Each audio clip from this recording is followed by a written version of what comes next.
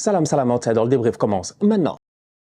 Le Real Madrid l'emporte aujourd'hui 3-2 à domicile face à Alaves. La vérité, elle est simple, c'est que cette équipe de Real-là, il faut lui parler, il faut lui dire les choses telles qu'elles sont. Ce sont des tocards, ils se gèrent pas. C'est quoi cette fin de rencontre? C'est quoi cette fin de rencontre? Comment tu peux mener 3-0 à domicile? Comment tu peux être autant à l'aise dans un match et te permettre en fin de rencontre de lever le pied de l'accélérateur? Tant que tu n'as pas encore vu le drapeau à damier, tant que tu n'as pas encore vu la ligne d'arrivée, il ne faut pas jubiler. On ne traverse pas, je dis bien, une rivière avant de se moquer du crocodile, ou le crocodile ne doit pas traverser la rivière avant de se moquer du chasseur. Je ne sais pas, mais c'est quoi qu'ils m'ont fait? C'était quoi ça? C'était quoi ça? C'était quoi cette fin de match? Je suis fâché, je m'en fous du match. Je m'en fous du match. Je m'en fous que Vasquez l'a marqué à la première minute. Je m'en fous que Mbappé il a mis une belle combinaison, machin, tout ça. Je m'en fous, je m'en fous. Ce qui m'intéresse, c'est la fin de la rencontre. Parce que la fin de la rencontre n'est pas sérieuse. Surtout quand tu sais la prochaine rencontre. Je vous rappelle que le Real a un match en pleine semaine. Il n'y a pas de problème. C'est un match très important. Carlo Ancelotti a décidé de mettre le 11 type, carrément le 11 de départ. Sur le terrain, il y a un futur ballon d'or. Ah oui, aujourd'hui, on a eu quelques nouvelles apparemment. D'ailleurs, entre parenthèses, on va en parler. Vinicius ballon d'or, c'est des choses sur lesquelles on doit discuter. Vraiment, de tocard à superstar, c'est lui, c'est lui, c'est lui. C'est vraiment lui. C'est lui, en fait. Le jour où je vais inaugurer l'université du tocarisme, la bannière, je dis bien, ce sera Vini qui va venir pour la couper, la petite bande là qu'on coupe avec les drapeaux, tu vois. L'université même va être nommée l'université Vinicius Junior, l'université du tocarisme, parce que c'est Vini le tocard originel. C'est lui, en fait. C'est lui, c'est le seul. En fait, on ne pouvait pas imaginer qu'il allait faire ça. Et finalement, il l'a fait. Il en est arrivé là où il est aujourd'hui. Cette année, il y en a qui doutent du ballon d'or. Ok, on nous annonce ce matin que Vini aurait appris que c'est lui qui va gagner le Ballon d'Or. Ça fait du sens, vu le timing. C'est dans à peu près quoi, un mois, 6 semaines environ. Donc ça fait peut-être du sens qu'il le sache déjà. Parce qu'ils ont pas mal de choses à faire, les photos, les publicités, les machins. Vous-même, vous connaissez hein, tout le folklore autour du Ballon d'Or. C'est un peu dommage qu'on nous le dise à l'avance parce que j'aurais aimé qu'on ait gardé le suspense au maximum. C'est un peu dommage. Donc, on va faire comme si on nous a rien dit. Comme ça, quand il aura le Ballon d'Or, on va venir en faire une vidéo. Ah, Vinicius, Ballon d'Or et tout. Mais quand tu vois sa rencontre aujourd'hui, encore une fois, tu te rends compte que c'est un excellent joueur. Je te dis, ça prend 30 secondes de jeu. Vini, transversal, contrôle, il tue le défenseur, il amène le gars, il colle la ligne, il fait un passe en retrait. Vasquez est intelligent puisque les deux joueurs Mbappé, je sais plus qui, ils plongent vers le gardien, Vasquez vient en retrait, il claque son but. Donc, top performance de la part de Vinicius, encore une fois, sincèrement, aujourd'hui, il est à saluer. Donc, du coup, tu as une équipe du Real, comme je dis, qui est en contrôle dans ce match-là. Donc, moi, je suis fâché à cause de la fin du match, mais le match en tant que tel, la narration du match, elle fait du sens. Les boys se sont gérés sur le terrain. Petit à petit, tu sens que les automatismes sont en train de venir. Être à domicile et marquer après 50 secondes de jeu, c'est positif, c'est très positif. Mais être à domicile et lâcher le match à 10 minutes de la fin, c'est négatif, c'est très négatif. Donc, à un moment donné aussi, il faut dire les choses telles qu'elles sont à ce Real-là, même s'ils ont gagné aujourd'hui 3-2. Mention spéciale à Kylian Mbappé, qui continue les bonnes performances, qu'on le veuille ou non. Le boy, statistiquement parlant, il fait ses matchs, Et petit à petit, il trouve ses automatismes. Aujourd'hui, il a mis un très beau but, un but Mbappé. Un but Mbappé. Voilà, c'est ça que je cherche. Ce genre de combinaison-là, tac, tu as donné, on t'a redonné, taf, t'as laissé le gars, tu t'es contorsionné avec ton corps, t'as laissé le défenseur, t'es venu, t'as claqué le but. C'est un but spécial kick, c'est un but Kylian Mbappé. C'est ce qu'on a envie de voir aujourd'hui, sincèrement. Mbappé continue sur ses bonnes performances. Il nous a fait une belle performance aujourd'hui. Il s'est géré. Ça a pris du temps, c'est vrai, entre la première minute et la 40e minute. Il y a 39 minutes, tu te demandes, il s'est passé quoi en 39 minutes?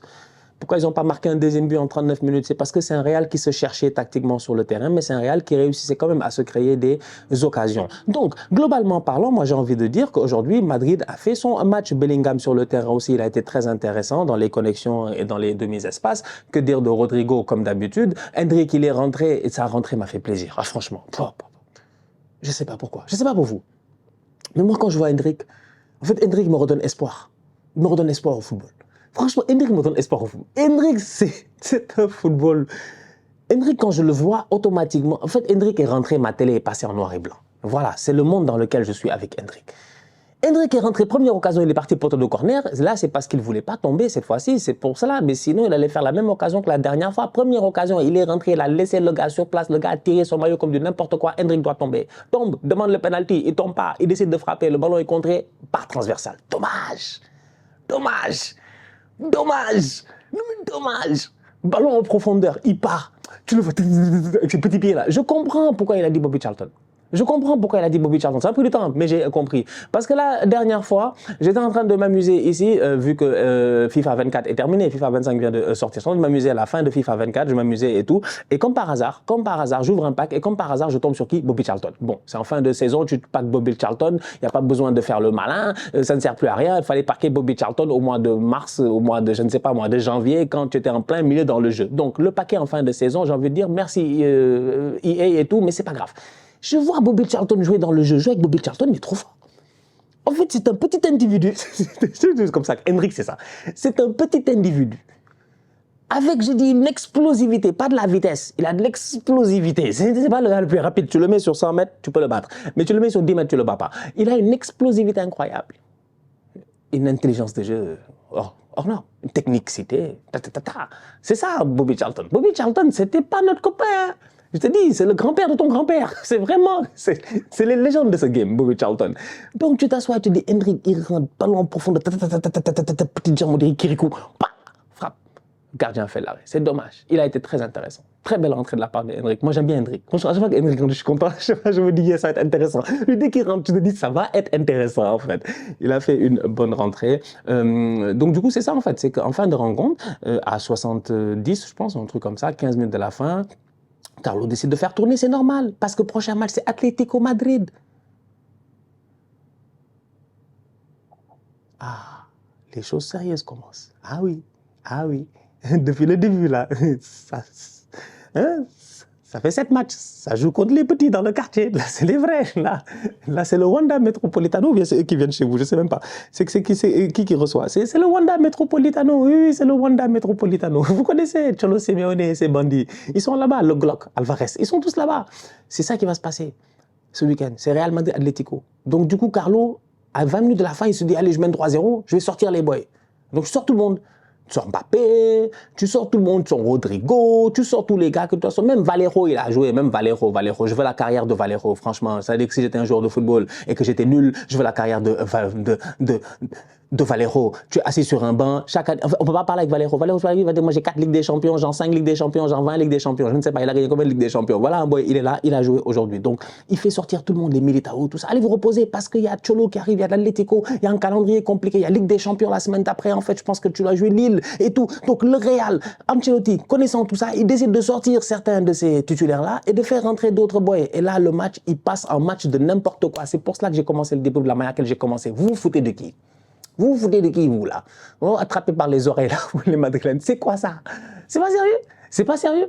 En fait, tout le monde est sorti et puis ils sont assis sur le banc. Tu les vois, Mbappé, Rodrigo, machin, ça discute. Et oui, frérot, tu fais quoi ce soir? Et tout ça. Pendant ce temps-là, à la veste, ils sont là.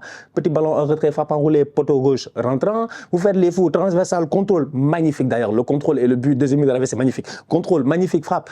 Poteau droit, rentrant, 3-2, là ça commence à paniquer, hop là, on appelle Fran Garcia, on dit frérot, rentre, viens fermer le match, c'est du foutage de gueule.